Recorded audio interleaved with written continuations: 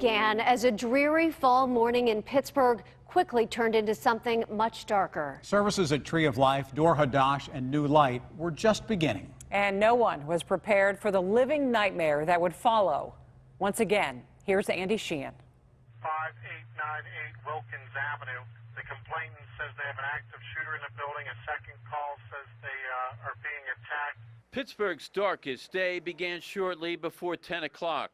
A gunman armed with an AR-15 assault rifle, 3 semi-automatic handguns, and hundreds of rounds of ammunition turned his fearsome arsenal on 24 mostly elderly worshipers gathered for Sabbath services. Multiple gunshots are heard from the lobby, possibly 20 to 30 shots.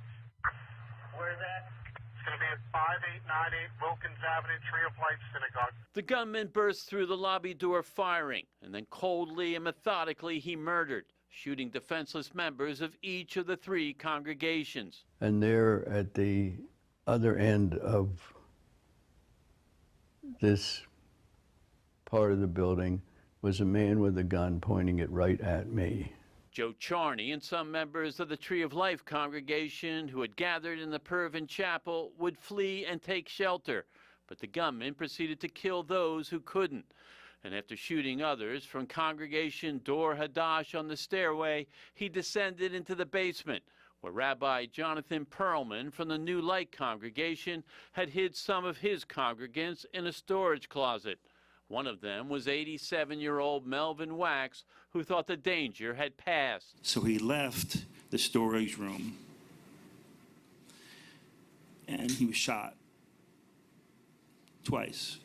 You know, like all the others, he did not deserve to die. You know, he was a kind old man. 315, hold a perimeter, we're under fire. We're under fire.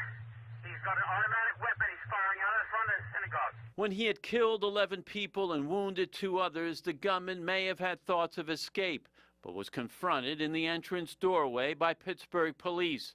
In an exchange of gunfire, he shot Officer Daniel Meade in the hand, and Michael Smeda was struck with shrapnel. 315, every available unit in the city needs to get here now.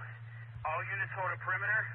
We're taking on AK-47 fire from out the front of the synagogue. Jason Lando, the commander on the scene who had attended Tree of Life growing up, ordered the perimeter of his former synagogue surrounded and called in both city and county SWAT. As long as we were being shot at, that kept his attention away from anyone else that might be hiding inside. The gunman retreated into the building, eventually barricading himself in a 3rd-floor office. While from their command post, police prepared their offensive. Sharpshooters took aim from a neighboring house, and with long guns drawn, the tactical team entered in search of the shooter. 7-1, contact, shots fired. Okay, 7-1, shots fired. Give me additional resources, 3rd floor. Volley after volley could not dislodge the fortified gunman from the office. In the shootout, 2 more officers, Pittsburgh SWAT team members Anthony Burke would be shot in the wrist, and Timothy Matson would suffer multiple gunshot wounds. But rather than face his own demise, the gunman began negotiating for his safety. 7-1, clear the air. We have a surrender in progress.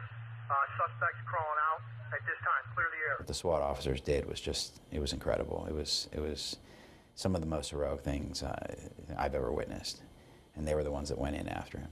Officer Matson and his fellow officers, Officer Burke, that were in there on the SWAT team, they took bullets to save other people's lives. And the arresting officers said as they let him out of the synagogue, the gunman stood proud of his own cowardice. 7-1, suspects talking about all these Jews need to die. We're still communicating with them. It's chilling to think that without the heroism of these officers, the carnage that day could have been even worse. But the attack remains the worst on the Jewish people in the history of our nation. At the Tree of Life Synagogue in Squirrel Hill, Andy Sheehan, KDKA News. Meantime, 1 year after the shooting, a trial date still has not been set for the accused gunman, Robert Bowers. He initially pleaded not guilty, but just last week, his attorneys offered a plea deal in which Bowers would plead guilty in exchange for life in prison. Prosecutors rejected that deal and say they will continue to seek the death penalty.